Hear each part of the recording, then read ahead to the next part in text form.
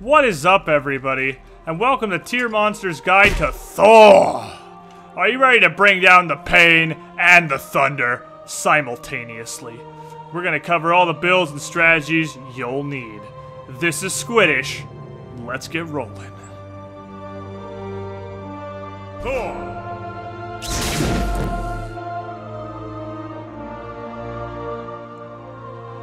Thor's kit is extremely versatile, allowing him to fill a variety of roles in the battlefield and fit right into any combat situation.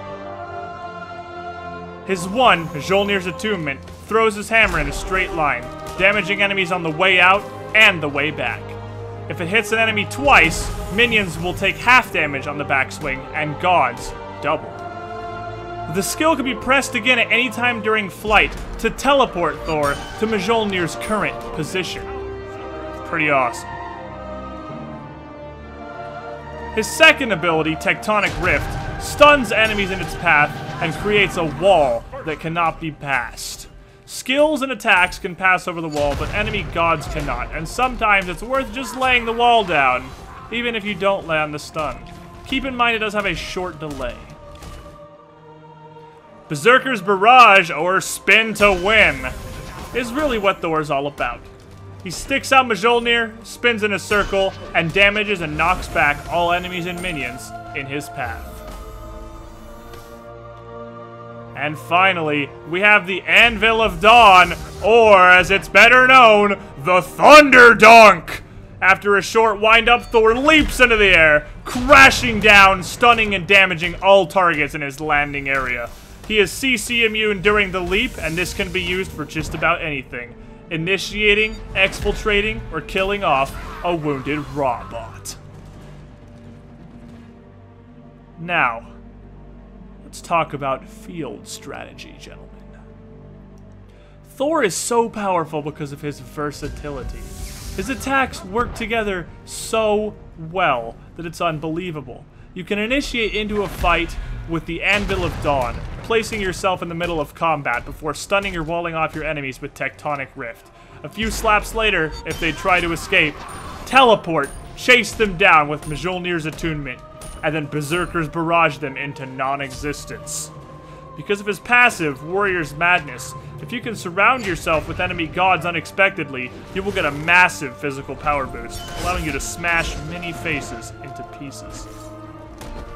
There are several builds you can go with Thor, but by far the most common is a sort of bruiser build. Thor does pretty hefty physical damage, but he's also able to take it as well as he can dish it.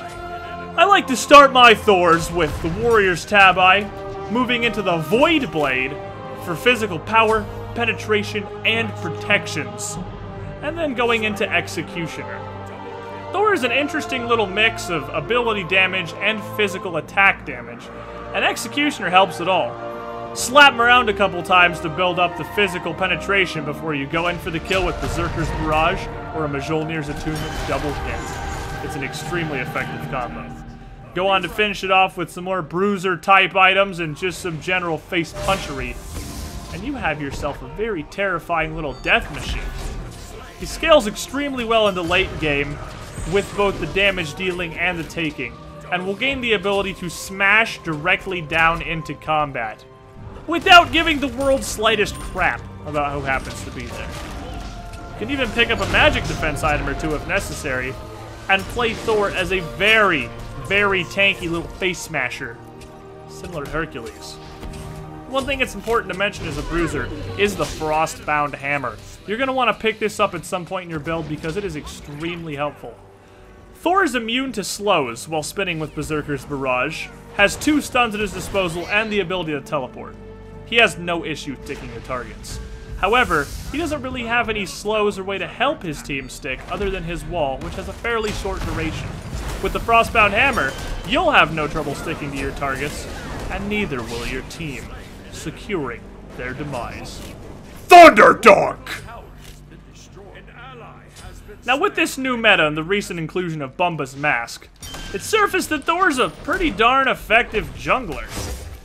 His ability to clear buff camps is phenomenal, with Berserker's Barrage and Mjolnir's Attunement smashing them down very quickly, and he is extremely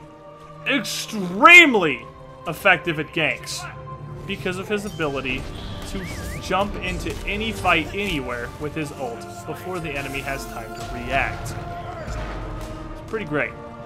If you want to try out the Jungle Thor build, I recommend starting with Bumba's Mask, moving on to the Warrior Tabi, and then going with either Devourer's Gloves or a Soul Eater for some lifesteal. I like Devourer's Gloves as a jungle just because you're going to be killing a lot of creeps anyway, and that gives you more face punch than Soul Eater does, which really, when you're going for the ganks, you want the face punch. You don't want the enemy to have time to figure out what the heck is going on. Finish him off with some high damage physical items, and maybe even something like Jotun's Wrath to allow you to spin more often during team fights as the game reaches its final stages. And you better prepare your kill bucket for a lot of blood. Now, no matter how you want to build Thor, whether you go bruiser or jungle, it's incredibly important that you pick up a Fatalis relatively early in your build. Like any physical damage dealer, Thor's benefit from the Fatalis— Don't buy! No! Don't do it! Stop! Stop buying freaking Fatalis! If I see it one more time, I swear! I'm sorry. I'm sorry. Please don't do that, please.